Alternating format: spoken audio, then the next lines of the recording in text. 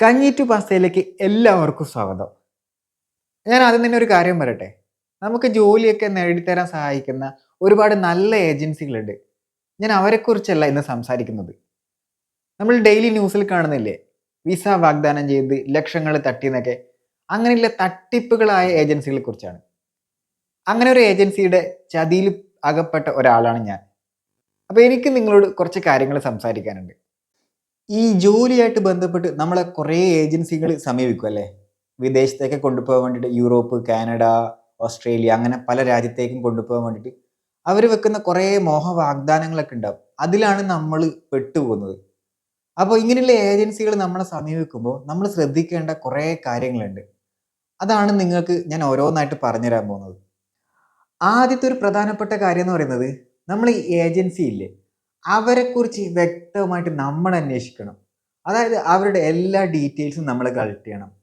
ഒന്നാമത് പറയുകയാണെങ്കിൽ അവരുടെ പാരമ്പര്യം, അവരെത്ര വർഷമായി ഈ ഒരു ഫീൽഡിൽ, ഓക്കെ. പിന്നെ അവർക്ക് എത്ര ബ്രാഞ്ചുകളുണ്ട്, അവർക്ക് ഏതൊക്കെ രാജ്യങ്ങളിൽ ബ്രാഞ്ചുകളുണ്ട്, പിന്നെ അവർ എത്ര പേർക്കാണ് വിസ കൊടുത്ത് ജോലിയൊക്കെ കൊടുത്തിട്ടുള്ളത്. നിങ്ങളെ ഒരു സർക്കിളിൽ നിങ്ങളെ ഫ്രണ്ട്സോ അല്ല ഫാമിലിയിലെ ആൾക്കാരോ അല്ലെങ്കിൽ കസിൻസ് എവിടെയെങ്കിലും ആർക്കെങ്കിലും ഈ ഒരു ഏജൻസി ത്രൂ ജോലി കിട്ടിയിട്ടുണ്ടോ, വിസ കിട്ടിയിട്ടുണ്ടോ, അങ്ങനെ എല്ലാ കാര്യങ്ങളും നിങ്ങൾ അന്വേഷിക്കണം. പിന്നെ രണ്ടാമത്തെ ഒരു കാര്യം എന്ന് പറഞ്ഞാൽ അതാണ് ഏറ്റവും പ്രധാനപ്പെട്ട ഒരു കാര്യം. ക്യാഷ് ഡീലിങ്സ്, പണമിടപാട്. അവരുമായിട്ട് നിങ്ങൾ നടത്തുന്ന എല്ലാ ക്യാഷ് ഡീലിങ്സും നിങ്ങൾ റെക്കോർഡ് ചെയ്ത് വെക്കണം. അതായത് അവരുമായിട്ട് ചെയ്യുന്ന money transaction, bank statement, screenshot, അവരുടെ കോൾ റെക്കോർഡിങ്, എല്ലാ കാര്യങ്ങളും നിങ്ങൾ കളക്ട് ചെയ്ത് പ്രൂഫാക്കി വെക്കണം.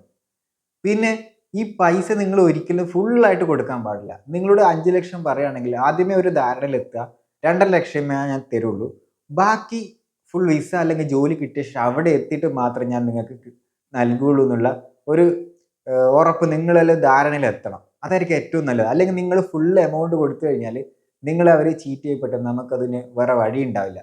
അപ്പം പകുതി പൈസ കൊടുത്തിട്ട് ബാക്കി പകുതി പൈസ പിന്നെ തരാം, അല്ലെങ്കിൽ അവിടെ ജോലി കിട്ടിയിട്ട് തരാമെന്ന രീതിയിൽ നിങ്ങൾ സംസാരിച്ച് വെക്കുക. പിന്നെ മൂന്നാമത്തെ ഒരു കാര്യം എന്ന് പറയുന്നത് നിങ്ങളെ ജോലിനെ കുറിച്ചാണ്. നിങ്ങൾ ഈ ഏജൻസി നിങ്ങൾക്കൊരു ജോലിയുടെ പ്രൊഫൈൽ തരുമല്ലോ, അതിനെക്കുറിച്ച് വ്യക്തമായിട്ട് അന്വേഷിക്കുക. ആ കമ്പനി ഏതാണ്, രജിസ്ട്രേഡ് കമ്പനിയാണോ, പിന്നെ ആ കമ്പനി എത്ര വർഷമായിട്ടുണ്ട്, അവർക്ക് ഇതുപോലെ ബ്രാഞ്ചുകൾ എങ്ങനെയുണ്ട്, എല്ലാ കാര്യങ്ങളും ആ കമ്പനിയെ കുറിച്ച് അന്വേഷിക്കുക.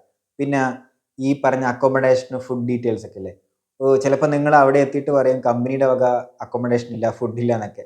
അങ്ങനെ ഞാനൊക്കെ പെട്ടുപോയതാണ്. അതുകൊണ്ടാണ് നിങ്ങളോട് പറഞ്ഞിരുന്നത് ഈ കമ്പനിയെക്കുറിച്ച് വ്യക്തമായിട്ട് നിങ്ങൾ അന്വേഷിക്കണം. പിന്നെ ഏറ്റവും നല്ലൊരു കാര്യം, ആ കമ്പനിയിൽ ആരെങ്കിലുമൊക്കെ ജോലി ചെയ്യുന്നുണ്ടെങ്കിൽ അവരെ കോൺടാക്ട് ചെയ്യാൻ ശ്രമിക്കുക. സോഷ്യൽ മീഡിയയൊക്കെ ഇപ്പോഴും ഉണ്ടല്ലോ, അപ്പോൾ അങ്ങനെ എങ്ങനെയെങ്കിലും കണക്ഷൻ കിട്ടും നോക്കുക. അതുപോലെ തന്നെ ഈ ഏജൻസിനെ കുറിച്ച് നിങ്ങൾക്ക് അന്വേഷിക്കാൻ പറ്റുന്ന രീതിയിൽ അത് ഈ സോഷ്യൽ മീഡിയ ത്രൂ അന്വേഷിക്കുക. നിങ്ങൾ അവരെ അന്ധമായിട്ട് ആരെയും വിശ്വസിക്കാതിരിക്കുക. അതാണ് എനിക്കൊക്കെ പറ്റിയ ഒരു ചതി എന്ന് പറഞ്ഞാൽ. അതായത് നമുക്ക് ആരെയും ശരിക്കും വിശ്വസിക്കാൻ പറ്റില്ല, പ്രത്യേകിച്ച് ഈ പൈസയുടെ കാര്യത്തിൽ. ഒരുപാട് ആൾക്കാർ പെട്ട് കിടക്കുന്നുണ്ട്, എനിക്കറിയാം. ഞാൻ പോളണ്ടിൽ വന്ന സമയത്തൊക്കെ അവിടെ വന്നിട്ട് കുറേ പേര് കരയാണ്. അവരുടെ അവസ്ഥയൊക്കെ കണ്ടിട്ടുണ്ടല്ലോ, നമുക്ക് സങ്കടം വന്നു പോകും. കാരണം പല രീതിയിലാണ് കേട്ടോ അവർ അമ്മയുടെയൊക്കെ സ്വർണം പണയം വെച്ചിട്ട്, ഭാര്യയും മക്കളെയൊക്കെ സ്വർണം പണയം വെച്ചിട്ട്, വീടിൻ്റെ ആധാരം പണയം വെച്ചിട്ട്, പിന്നെ ഗൾഫിൽ നിന്നൊക്കെ നല്ല ജോലിയൊക്കെ മതിയാക്കിയിട്ട് വന്ന ആൾക്കാരൊക്കെ ഉണ്ട്. അവരൊക്കെ ആലോചിക്കുമ്പോഴാണ് സങ്കടം. അങ്ങനെ വന്നിട്ട് അവർ യൂറോപ്പ് എന്നുള്ള ഒരു സ്വപ്നം കണ്ടിട്ട് വരുന്ന ആൾക്കാർ ട്രാപ്പായി പോവാണ്. പിന്നെ അവർ തിരിച്ച് നാട്ടിലേക്ക് പോകണോ ഗൾഫിലേക്ക് പോകണോ എന്താ അവസ്ഥ എന്ന് അവർക്ക് മനസ്സിലാകുന്നില്ല. സങ്കടപ്പെട്ട് കരഞ്ഞൊക്കെയാണ് കുറേ ആൾക്കാർ പോയിട്ടുള്ളത്. അങ്ങനെയുള്ള അനുഭവം ആർക്കും ഉണ്ടാവാൻ പാടില്ല. പിന്നെ മറ്റൊരു കാര്യം എന്ന് പറഞ്ഞാൽ, നിങ്ങൾ വിദേശത്ത് എത്തിയാലും അവിടെ നിങ്ങൾ ഈ ആൾക്കാരൊക്കെ വിശ്വസിക്കാനും പാടില്ല. അവിടെ എത്തുന്ന പല ആൾക്കാരും ഉണ്ടാവും. നിങ്ങൾ പൈസ എപ്പോഴും കൊടുക്കുന്ന സമയത്താണ് സൂക്ഷിക്കേണ്ടത്. നിങ്ങൾക്ക് ചിലപ്പോൾ നല്ല സുഹൃത്തായിട്ട് തോന്നാം, പക്ഷെ ലാസ്റ്റ് നിങ്ങൾക്ക് മനസ്സിലാവും അവരും നമ്മളെ പറ്റിക്കുകയാണ്. അപ്പം പുറത്തെത്തിക്കഴിഞ്ഞാൽ നമ്മൾ ഫ്രണ്ട്ഷിപ്പ് ഒക്കെ ഉണ്ടാക്കുമ്പം സൂക്ഷിച്ച് വേണം ഉണ്ടാക്കാം. അവരെക്കുറിച്ചും അവിടെ പോയിട്ട് അന്വേഷിക്കണം. അവരെ നന്നായിട്ട് മനസ്സിലാക്കിയ ശേഷം മാത്രം നിങ്ങളെ പണം ഉള്ള കാര്യങ്ങളൊക്കെ ഡീൽ ചെയ്യുന്നതായിരിക്കും നല്ലത്. നിങ്ങൾക്ക് തോന്നാം നല്ലൊരു വ്യക്തിയാണ്, പക്ഷെ നിങ്ങളുടെ ഒരു ക്യാരക്ടർ അനുസരിച്ചിട്ടായിരിക്കും നിങ്ങളെ ആൾക്കാരെ ചൂഷണം ചെയ്യുക. ഓക്കെ, നിങ്ങളൊരു പാവത്താനായി എന്നൊക്കെ തോന്നിക്കഴിഞ്ഞാൽ നിങ്ങളെ മാക്സിമം അവർ ചൂഷണം ചെയ്ത് നിങ്ങളെ പൈസ അടിച്ചു മാറ്റാൻ വേണ്ടി ശ്രമിക്കും.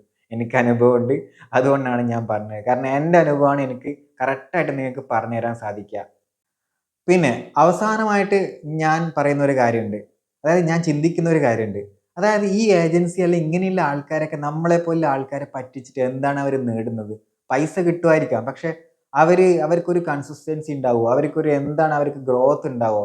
കാരണം എന്നെ പറ്റിച്ച ആ ഏജൻസി ഇപ്പൊ ഇല്ല. അതുപോലെ പല ആൾക്കാരും ഉണ്ട്. പോലീസ് കേസിലായിട്ട് പല ഏജൻസികളൊക്കെ ഉണ്ട്.